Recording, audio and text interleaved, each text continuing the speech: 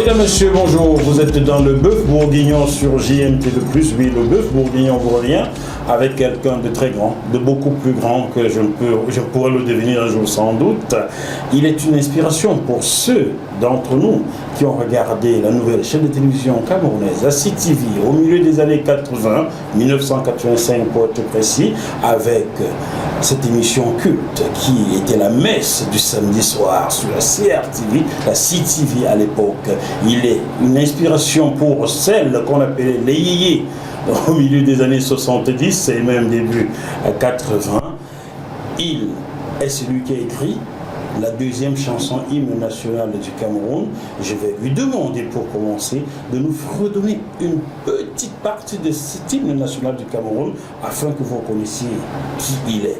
S'il te plaît. Je commencerai d'abord à demander à tout et chacun d'observer une minute de silence pour ce grand artiste qui est parti aujourd'hui, Cabral, qui est mort sur la route de Douala Yaoundé. C'est trop de peine, ça fait saigner le cœur.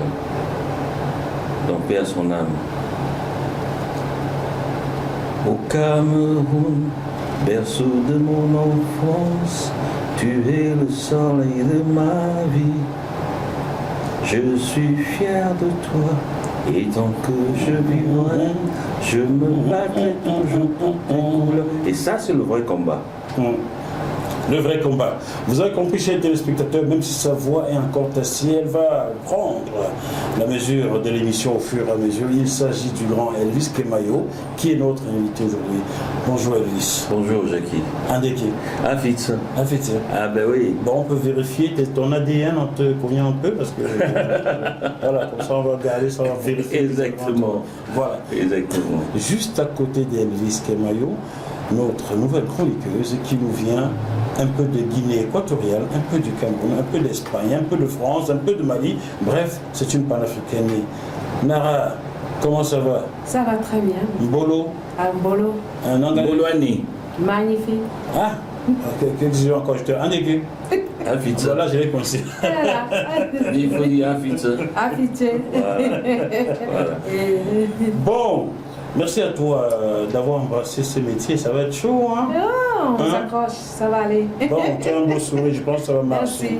Alors, Elvis Kemayo, on t'a écouté chanter depuis des années. Tu nous as fait souffrir. Tu nous as fait prendre des fessées. Hein? Tu sais, on t'a expliqué ça? Oui. 1985. Tu arrives avec une belle émission Télépodium. qu'on peut regarder qu'au milieu de la nuit. Nous avions des dizaines d'années. Exact. Il y avait un poste de téléviseur tous les 15 km à la ronde. Dans le quartier. Il fallait déjà être très sincère pour pouvoir sortir de la maison le soir. Exactement. Il fallait encore se battre pour trouver un moyen de se faufiler entre les gens. Balayer la cour de monsieur qui a le qui a la poste de télé, télévision, devenu oui. son esclave. Tout ça à cause de toi. Oui. Et on regarde l'émission qui se termine à minuit, on rentre à la maison, on a une fessée. On a une fessée. Tu vois le mal que tu me fais. Ah ben oui, c'était un mal agréable. Hein, parce Donc, que- bon, quoi t'as senti? Allez, chin chin. Oui, on m'a fessée, c'est pas quoi elle a senti. On appelle bourguignon. Le Hein. bœuf Bœuf bourguignon. bourguignon, voilà. Ça, c'est pas le bœuf, ça. Serre-toi déjà, car c'est à toi que revient l'honneur. Inch'Allah. C'est toi. Ça, c'est vraiment. Alors, vous allez bientôt découvrir la chef qui est venue Cordon bleu, Elvis hein. Kemayo pour faire ce bœuf bourguignon. Elle est en coulisses et vous arrivez dans la seconde partie de l'émission. Calez-vous bien et vous pourrez solliciter ce service pour aller cuisiner pour vous, chez Exactement. vous, où que vous soyez dans le monde entier. Voilà, je ne vous donne pas encore son nom, vous allez la découvrir dans quelques minutes. Voilà. Elle C'est a, bon là? elle a beaucoup de talent. Elle a beaucoup de talent. Ah, ça se voit, hein? Oui, ça, c'est Ça, c'est vraiment bon. excellent. Excellent. La Bon. première fois que je fais une émission comme ça avec un repas très copieux, très riche. Coup de manche d'abord, tu vas. Je suis sûr que tu ne repartiras pas d'ici. Absolument, absolument. Ok. Succulent. Hum. Succulent.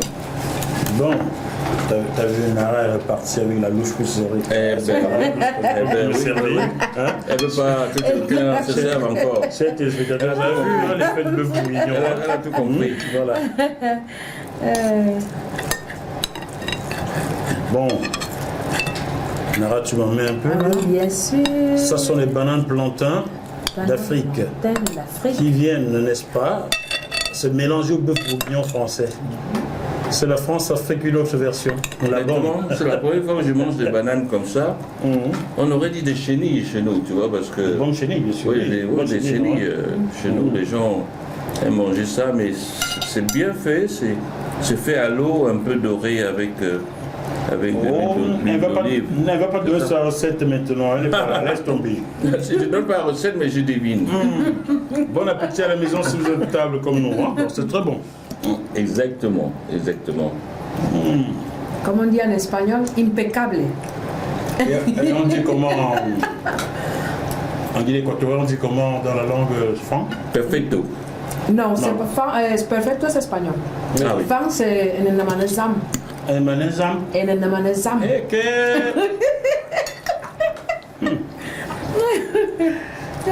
m'a dit mien. Alors, interview, d'où est venue l'idée de faire bœuf bourguignon en pleine émission? On mange, on boit, j'ai jamais vu ça. Moi. D'habitude, on fait une émission et tout, on fait une émission la gorge sèche. Cet spectateur des formations professionnelles, l'inspirateur, veut reprendre sa place. Tu t'assois à la place. Mais je n'ai encore rien à raconter, donc tu ne vois pas grand-chose à Bon, Elise, ici on mange, on boit, on parle. Ça c'est original, ça. Franchement, c'est la première fois que je vis une émission aussi riche en thèmes et puis associée du culinaire. Ça c'est très rare. C'est ça, toujours comme ça. Les autres, venez, on va manger aussi. Comme on dit au village, elle connaît sa tête sur ça. Exactement. Comment on dit à Barantella? Elle connaît sa tête sur ça. Voilà. Bon, en Badou, on dit j'étais, non? Il faut demander ça à Maron Chamba. Elle accentue bien le Baranté. Ah, Marol Chamba, salut. Elle était là en novembre, mais bon, elle a été trop prise. Ça va pas son bœuf bourguignon, c'est pas fait. Bon, Elvis, tu as commencé cette émission en nous interprétant l'hymne national du Cameroun version Elvis Kemayo. Et tu as déclaré spontanément que c'est le vrai combat. En ce moment, il y a pas mal de combats dans ce Cameroun que toi et moi connaissons. Voici 7 ans au minimum, 7 ans, que dans la partie nord-ouest et sud-ouest du Cameroun se déroulent des combats qui n'ont ni queue ni tête, on ne comprend rien à cette affaire. Beaucoup de Camerounais fustigent l'attitude des artistes qui ne se prononcent jamais sur ces combats-là. Et toi, que dis-tu de ces combats dans le nord et le sud-ouest? Quel appel lances-tu? À qui veux-tu? Je tiens d'abord à profiter de ce plateau pour parler à mes compatriotes camerounais, pour leur dire ceci. Plus de fraternité. Plus de fraternité parce que c'est un lien fort qui ne saurait donner place à la division, à la haine, à la guerre. Moi je condamne cette guerre du Nozo. Moi je prends pour le vivre ensemble. Et je réitère ici ce que j'ai dit dans une émission à Equinox, une émission d'Esther Maël. Je condamne la guerre du Nozo où nos enfants périssent. Les familles sont divisées, expatriées vers le Nigeria, un peu partout. Franchement, il faut... Nos jeunes enfants militaires qui débutent à peine leur carrière meurent. J'en ai perdu 2 ou 3 cousins comme ça. Il faut que ça s'arrête. Et qu'on s'entende pour qu'un dialogue de concertation puisse naître afin qu'on trouve une solution de paix, solution pacifique de paix, pour qu'il y ait une vraie entente, une vraie communion entre nos peuples. Moi j'ai chanté Je me battrai toujours pour tes couleurs. C'est l'enjeu. Cette chanson qui est sortie depuis 40 ans aujourd'hui. Seulement 40 ans, je crois, 50 ans. Elle est sortie en 1980. Elle a sa place aujourd'hui. Oui. Tous les Camerounais et les Camerounaises, du nord au sud, de l'est à l'ouest, vivons tous unis, soyons solidaires, construisons l'avenir du pays. Oui. C'est très important qu'on construise l'avenir de notre pays.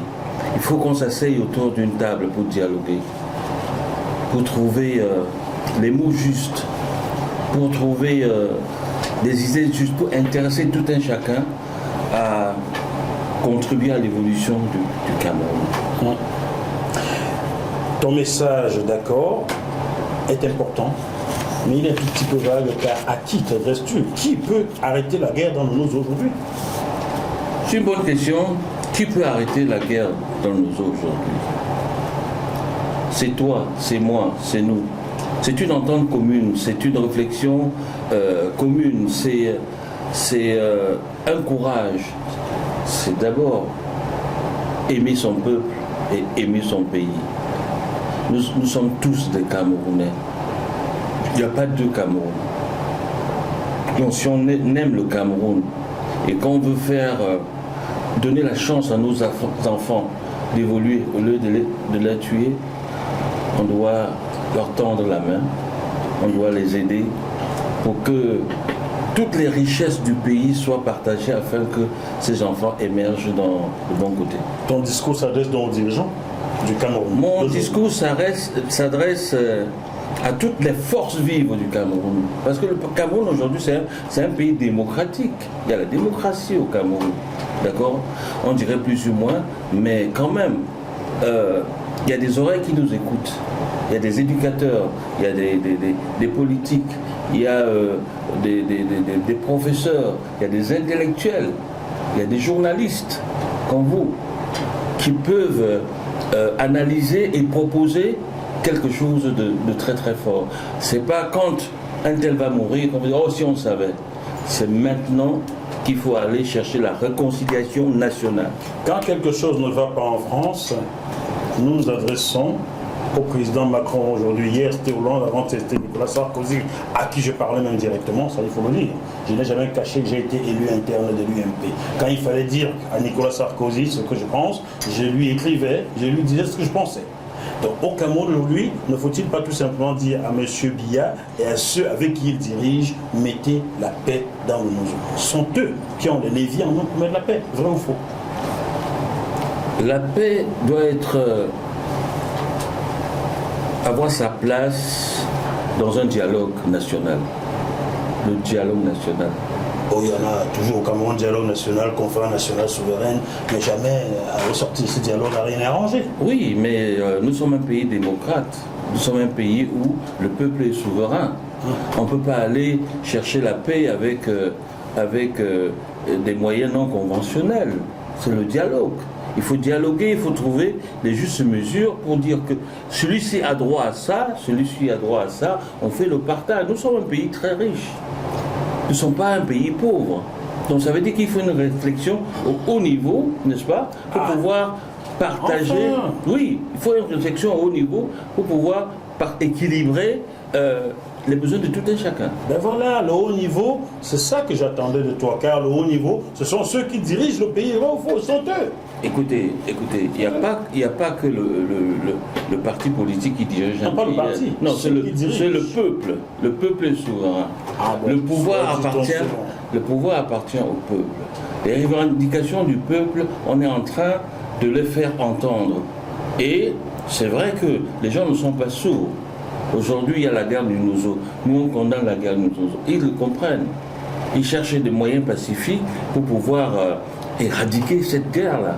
On n'arrête pas d'en parler. Très bien. Alors, l'actualité commande que je te pose une autre question qui est liée à quelqu'un que tu connais, que je connais un tout petit peu, mais moins que toi. Il s'agit de notre sœur Grâce Descas, avec qui j'étais en coach Valérie Lobet, avec son époux Jean-Paul, il y a quelques mois.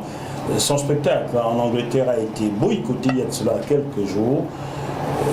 Quelle est la lecture que tu fais de ce boycott, de ce spectacle? On lui reproche de ne pas condamner la guerre du Nozo comme tu le fais là. J'ai très mal quand on boycotte ma sœur Grâce Descas parce que je la porte au cœur. Je la connais très bien et c'est une femme qui qui se bat au Cameroun du côté social. Elle aide beaucoup de monde. Les femmes qui n'ont pas de moyens d'accoucher, elle va chanter dans des prisons, elle va dans des hôpitaux partager les draps, le nécessaire pour pouvoir soigner les gens. Elle est croyante, etc. Bon, je pense que l'occasion m'est donnée ici d'ailleurs d'interpeller tous mes compatriotes de la base pour qu'on s'asseye tous autour d'une table pour discuter, pour que ce boycott s'arrête, qu'on s'asseye pour trouver une juste mesure, n'est-ce pas, pour que chacun puisse apporter sa contribution. Qui est la paix? Qui est la paix? Qui est plus la bagarre? Qui est plus la division? Qui est plus comment je vais dire, cette haine qui me semble ne pas avoir sa place dans nos cœurs. Donc je voudrais vraiment qu'on s'asseye autour d'une table et qu'on discute afin que tout un chacun comprenne que nous devons vivre ensemble. On n'a pas de choix, on doit vivre ensemble. Tout ceci passe, selon moi, par une volonté politique, une réelle volonté politique. C'est la raison pour laquelle, il y a 2 semaines, nous sommes le 15 février, le 15 juin, le 1er juin dernier, c'était un jeudi, 1er juin, j'ai lancé un appel via quelqu'un qui connaît personnellement M. Martin Barganguélé. Je souhaite vous rencontrer quand vous passerez par Paris. Je sais que vous viendrez bientôt, car je ne comprends pas que les Camerounais manquent de carte nationale d'identité au Cameroun. Il faut qu'on dialogue. Alors moi, je veux vous rencontrer, M. Martin Barganguélé. J'ai déjà envoyé quelqu'un vous rencontrer pour le passeport d'une jeune fille ici, Mademoiselle Essingon, dont le passeport était bloqué depuis 2 ans. Vous avez eu la gentillesse de faire remonter ce passeport à Paris immédiatement, et cette jeune fille a pu avoir ses papiers pour suivre sa vie en France. Et je vous en remercie. Je souhaite vous rencontrer pour parler des cartes d'identité des Camerounais qui ne sortent jamais, pourtant ils ont payé même plus qu'il nous fallait. Voilà.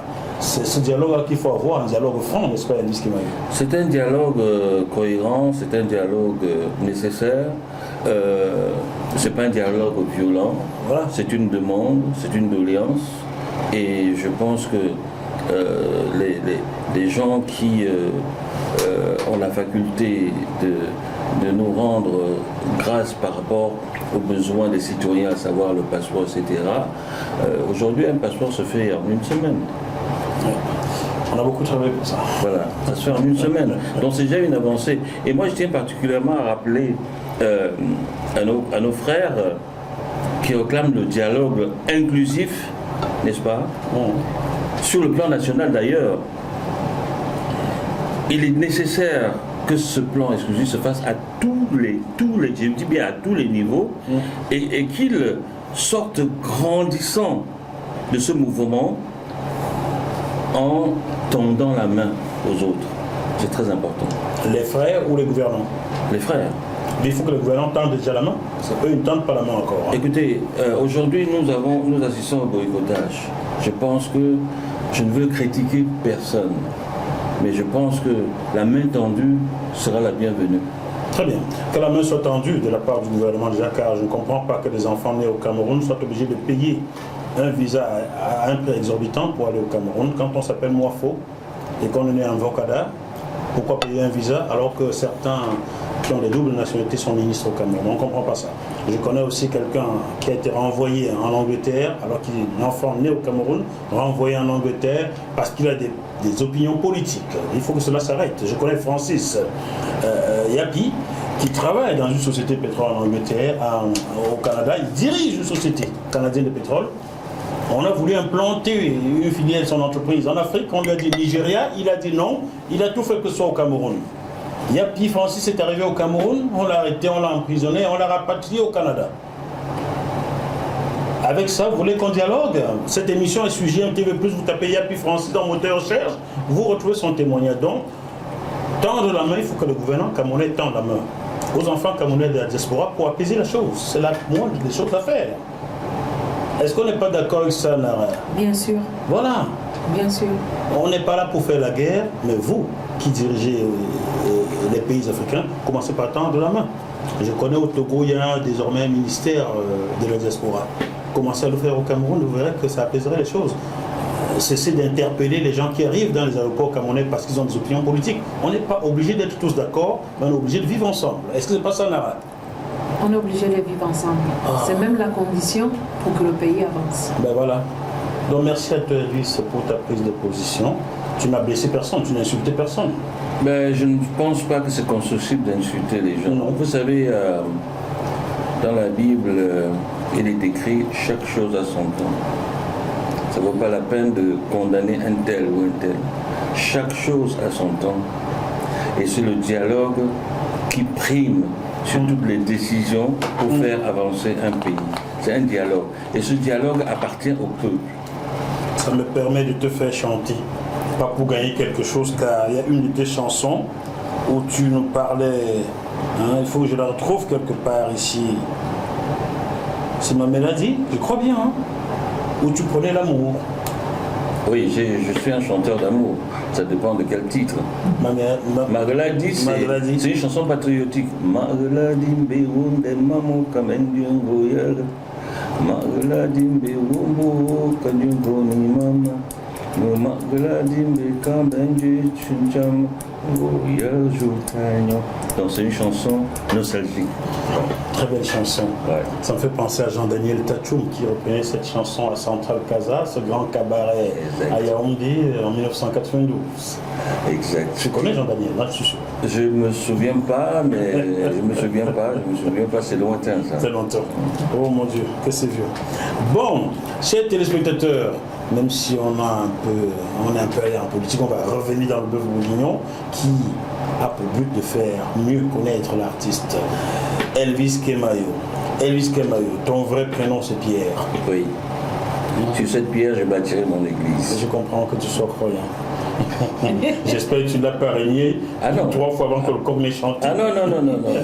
Je peux régner par la fausse parce que je suis fait en chair, mais je reconnais que l'Éternel est Dieu. Très bien. Tous les artistes camerounais sont désormais en Christ dès qu'ils ont passé 60 ans. Ils sont tous en Christ. Non, pas du tout. Je ne sais pas si je arrive. Pas du tout. Je conteste. Je conteste cette façon de dire. dire. Je vais citer personne. C'est pas à 60 ans qu'on découvre Dieu. On découvre Dieu avant de chanter. Bon, beaucoup sont pasteurs maintenant, tu sais. Ben non, écoute, Jésus-Christ a dit quand je partirai, beaucoup béniront en mon nom. Très bien. Mais ceux-là n'entreront pas dans le royaume des cieux. Très bien. Mangeons le bœuf bourguignon, c'est bon. Voilà. Mangeons ça, au moins c'est quelque chose. Donc, des pasteurs qui viennent d'arriver là, surtout des pasteurs en Afrique, bon, je ne vais pas les dénigrer, mais enfin, il faudrait qu'on porte réflexion de ce côté-là. Bien, c'est ça dans une autre émission. J'inviterai un pasteur pour qu'on en parle. Voilà, sens-toi à la maison. Dans les coulisses, il y a quelqu'un qui accompagne Elvis Kemayo. Vous ne le verrez pas, mais il vous fait un coucou.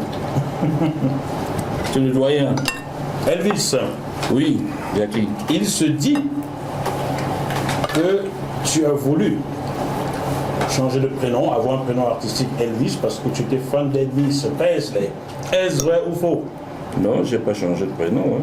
Bon, tu as choisi Elvis parce que tu voulais faire rendre hommage à ton idole. C'est pas vrai? moi qui ai choisi Elvis. Comment ça s'est passé? À 14 ans, j'étais entraîneur de danse dans mon club, dans le club de danse de mon quartier. Vous savez, à l'époque, on allait au collège et dans chaque quartier à Newbell, il y avait ce qu'on appelle des clubs qui, pendant les vacances, chaque club organisait des booms sur une partie.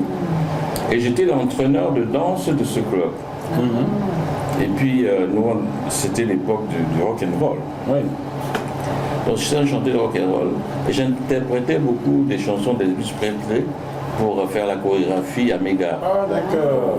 Je chantais la veine anglais que moi-même je ne comprenais pas. C'était toujours ça. Et finalement, mes collègues m'ont surnommé Elvis. Ah, d'accord. Et à 14 ans, c'était parti. Ma mère qui est morte il y a 2 ans m'appelait Elvis.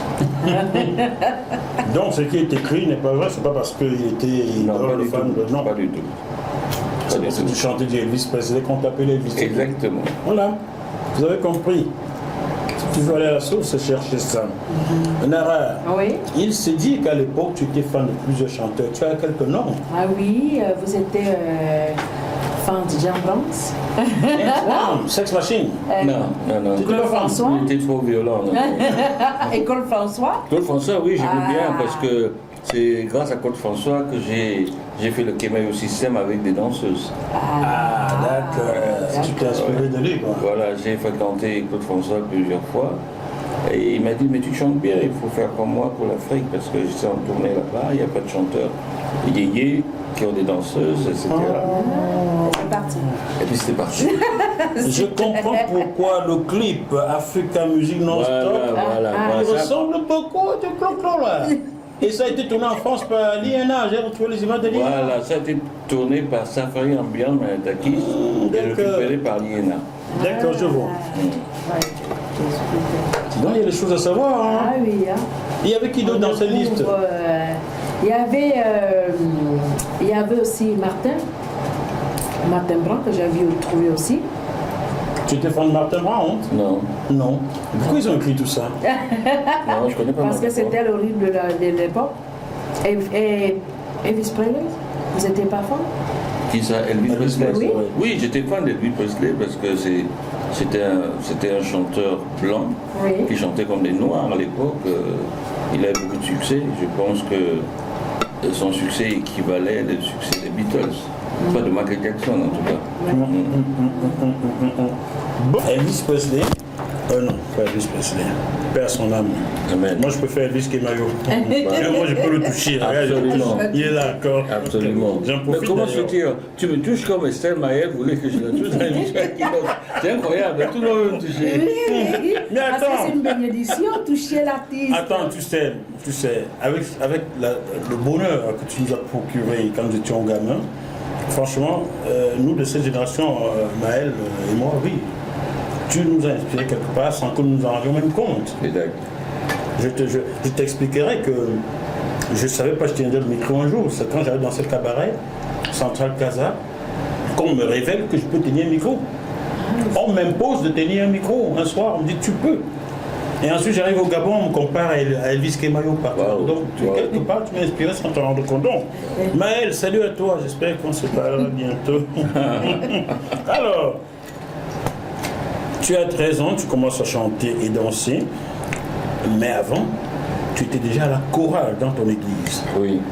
Tu as commencé à la chorale à l'âge de 4 ans, par À exemple. 4 ans, oui. J'ai beaucoup aimé la chorale. En tout cas, tous les bons chanteurs américains ont démarré, émergé dans la chorale. Hein. C'était une formation très spirituelle. Et ce que j'ai beaucoup admiré, c'est mes parents qui, après la chorale, m'ont laissé aller faire de la musique populaire. Ils m'ont jamais mis le veto. Ils ont eu le choix. Voilà. Et si ils avaient le choix de me dire tu ne tiens pas une guitare, tu ne vas pas chanter, il faut que tu ailles à l'école. Mais ils se sont dit bon, peut-être que c'est une passion, laissons-le évoluer là-dedans. Ça m'a porté bonheur. Mais très tôt, tu es parti de la maison, très très tôt. Oui, je suis parti de la maison après mes études pour la tournée au Cameroun. Tu avais quel âge? Moins de Mais 20 ans. oui, j'avais une vingtaine d'années. Du Cameroun, j'ai atterri directement à À Port-Gentil, Port-Gentil au Gabon. au Gabon. Voilà. Et Ça, c'était en 1970. Ça. voilà, c'était en 1er mars 1970, bonne mémoire. Ben, je peux te le prouver. Hein. Un beau matin du mois de mars 70, Tu m'as ouvert tes portes, tu m'as ouvert ton cœur. Tu vois, j'ai écouté ça, j'étais petit, je sais que c'était en mars ça, 70.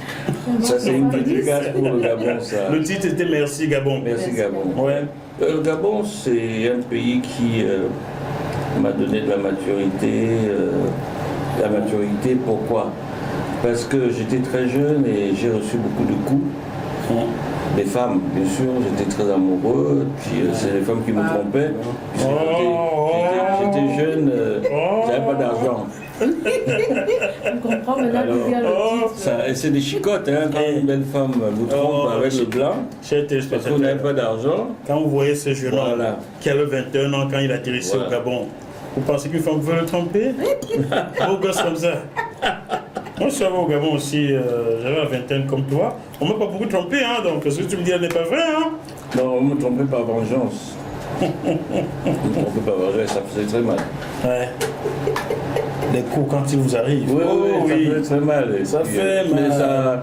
ça forme, quoi. Ça vous donne une maturité pour pouvoir vous gérer vous-même, d'avoir la tête sur les épaules, et puis d'avancer. Voilà. Mais bon, ton départ du Cameroun pour Port-Gentil se passe comment? Tu embarques dans un bateau. Comment tu pars? Parce que personne n'a jamais compris, tu nous as jamais expliqué ça. Comment tu pars du Cameroun pour Port-Gentil? Si, j'ai déjà expliqué. Moi, je suis la au télévision. courant. Je suis entré comme professionnel au Kings Club de Yaoundé en 1969. D'accord. Le patron s'appelait Kemayou comme moi. Et puis, au mois de février 70, j'ai donné un concert, j'avais 19 ans, j'ai donné un concert au cinéma Le Capitole. À Yaoundé. À Yaoundé, la salle était pleine, mais dans ce concert, je n'avais écrit aucune chanson de moi.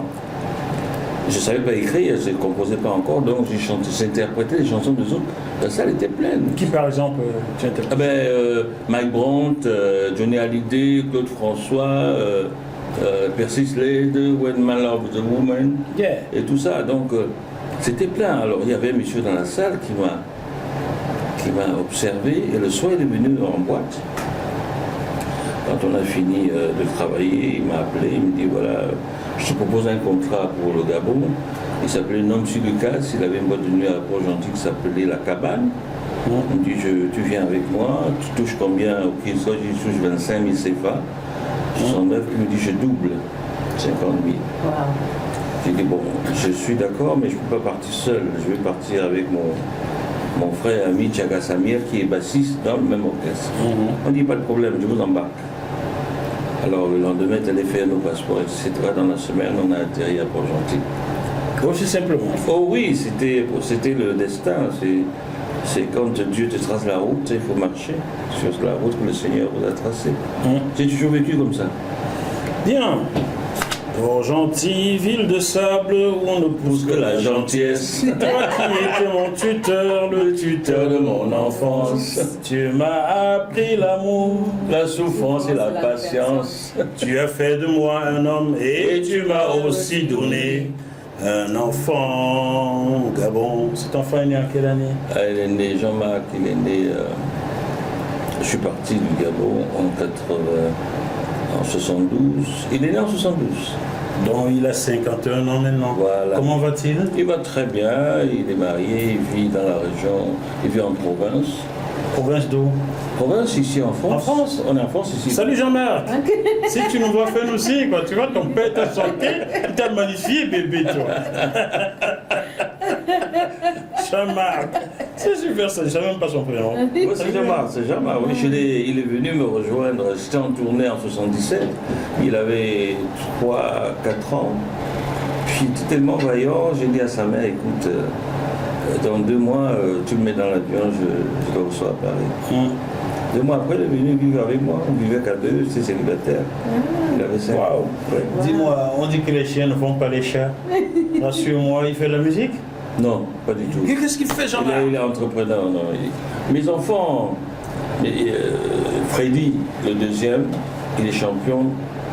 Je sais, tu m'as envoyé des MMA. Voilà. Tu m'as envoyé sa vidéo que j'ai diffusée. Ça fait un tabac sur mon petit YouTube. Il est champion de boxe. Freddy Kemayou, oui. Voilà, il est champion de boxe en France. Mes 2 filles, Alexandra et Hélène, sont chanteuses dans la chorale de leur église. Où ça? Dans quel pays?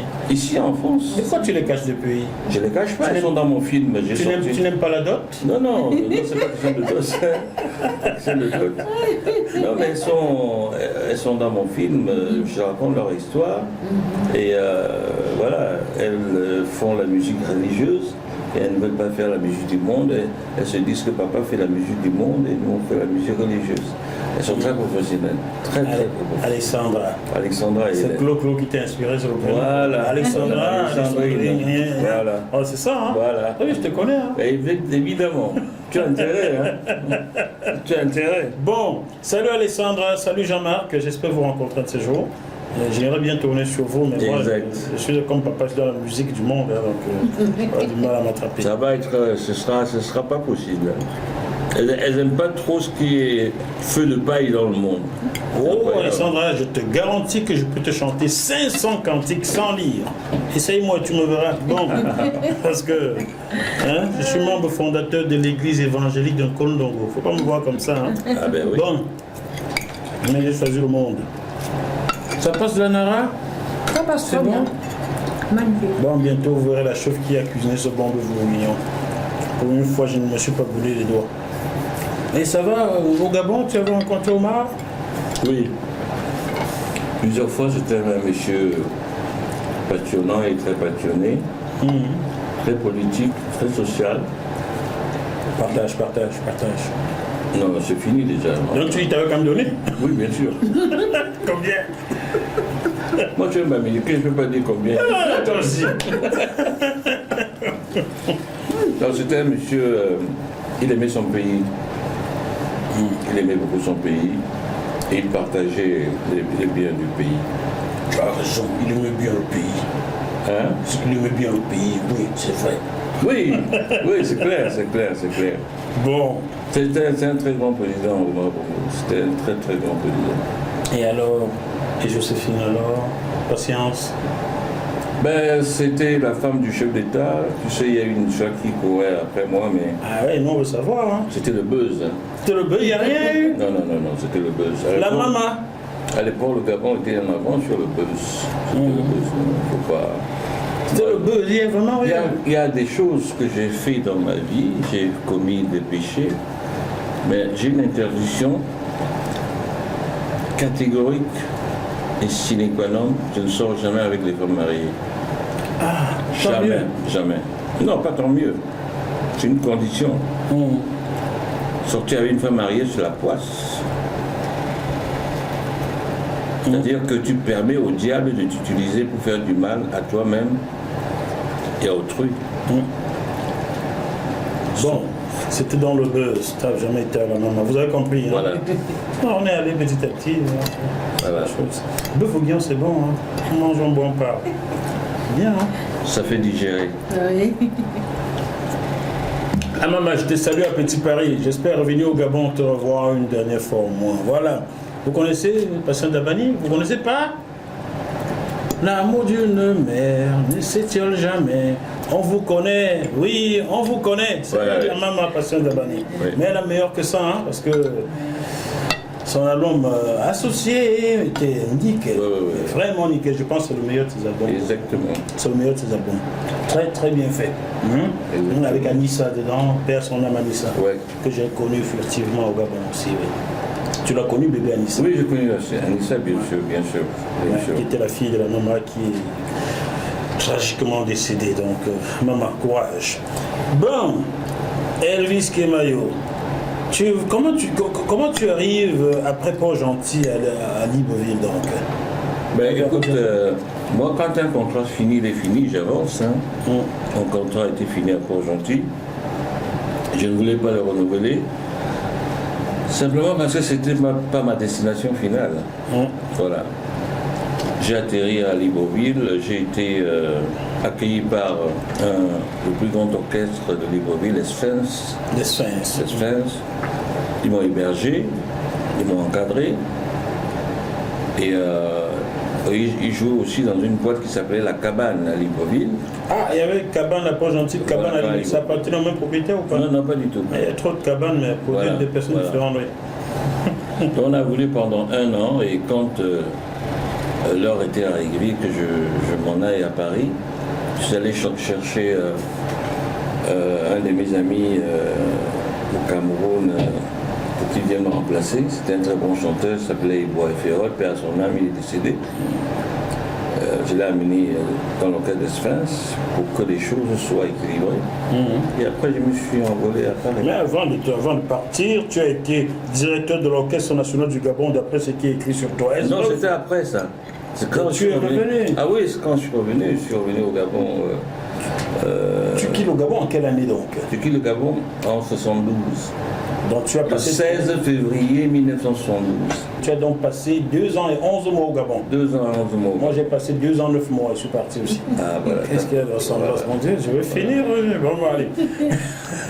Et donc, tu es en France, tu mets quelques années, tu retournes au Gabon. Je vais en France, j'ai débuté une carrière très brillante. J'ai fait l'Olympia, j'ai fait le musée Macan. En 1975, je crois. J'ai fait le MIP TV, etc. Et je repars en tournée au Gabon, une tournée triomphale. J'ai joué au stade, c'était rempli. Au stade Omar Bongo. Voilà, c'était rempli et la personne qui me protégeait, c'était le général Assélé. Jean Assélé. Oui, c'était aussi mon père. C'est de là où est venu le deal entre lui et moi pour que je revienne pour diriger l'Orchestre National.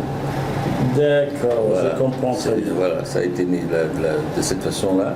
Je suis rentré à Paris, je suis revenu au Gabon en 82, on m'a confié l'Orchestre National. Et c'est là où est né Associé. Tu es bien tombé parce que j'allais t'amener là-dessus. On m'a toujours dit que c'est Elvis Kemayo qui a écrit le titre Associé et il a mis le nom de Général Assélé. Est-ce vrai ou faux? Non, c'est le Diablotin. C'est Malao Enissi, un centrafricain qui était chanteur dans l'orchestre des Diablotins qui a écrit la chanson Associé. Mais moi j'ai fait une reprise avec mes paroles à moi.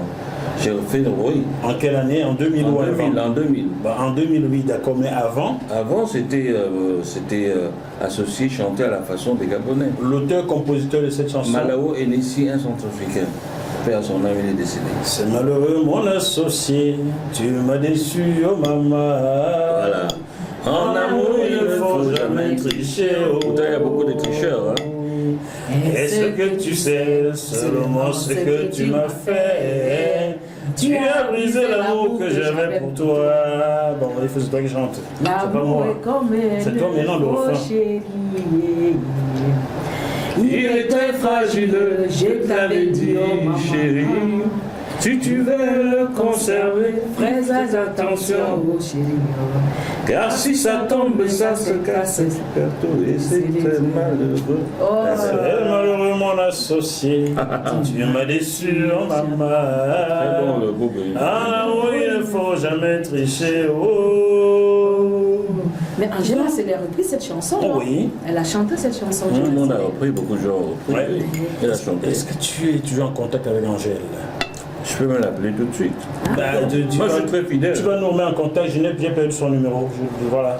Voilà, donc ce serait fort sympathique. Angèle, quand tu viens à Paris, tu viens dans le bœuf bourguignon, Angèle. Hein? Bon, parce qu'il y a une belle chanson de toi là. Tu étais pour moi comme un enfant. Quel âge avais-tu? Je ne savais pas. Mais dans tes yeux, je lisais bien la joie et la folie. Ça, c'est Pamela. Il faut que tu viennes la chanter ici, Très belle chanson, Pamela. Waouh. Et aussi la chanson de Louis Sef, pour tous les enfants de la terre. Exact. Bâtissons un monde nouveau, aux couleurs de la vie. Ça, c'est Angela, c'est ça. Exact. Très belle chanteuse. Et pour une petite anecdote, elle a aussi marqué notre enfance parce qu'elle faisait une émission à la télé. Et quand l'émission commençait, ça commençait bonjour les amis, nous allons tous à la télé. Angela Assélé va vous présenter. Oh. Et nous, c'était une émission qu'on ne manquait jamais tout petit. J'avais 8 ans. Il faut que tu nous dises maintenant, qui a fabriqué Angela Assélé? Parce qu'elle a dû s'inspirer de soit de papa, soit de toi, soit de l'orchestre. Elle s'est inspirée de qui? Fais-nous le Congo ça en direct maintenant. Ben écoutez, Angela Assélé a grandi dans mes bras. Et quand l'Orchestre des Diablotins a fait un succès d'associé produit par le papa, Assélé, parce que lui c'était un mélomane, c'était un compositeur, c'était quelqu'un qui adorait la musique. Il assistait tous les soirs à nos répétitions à la Fopie, tous les soirs. Donc l'idée lui est venue de lancer sa fille. L'idée vient de lui, accompagné par moi, bien sûr, professionnel. On a organisé un concert au cinéma. Ce cinéma-là s'appelait comment à Libreville? Je vois, ça se passe quand on va à Petit Paris au marché, là, on parle là pour la PJ. Voilà, le Como. Le Como. Le Como, voilà, c'est ça. Idée. On a organisé un concert au Como, salle pleine. Et j'ai eu le privilège de tenir sa main pour qu'elle monte sur scène. Ça a été un tabac. C'est parti de là. Oui, c'est parti de là. Donc c'était un mouvement de travail en commun avec son père, ses parents, des musiciens de Diablotin et moi. Voilà. Elle était très bien encadrée.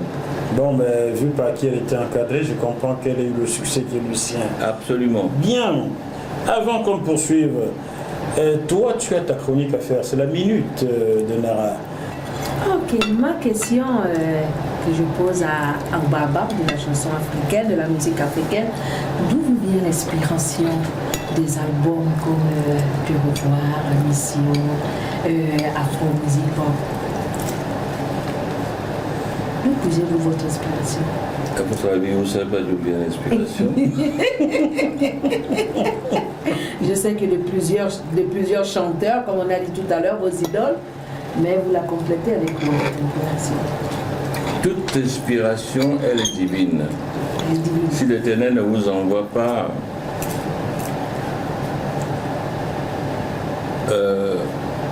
les chérubins et les séraphins pour vous inspirer, vous n'aurez pas d'inspiration.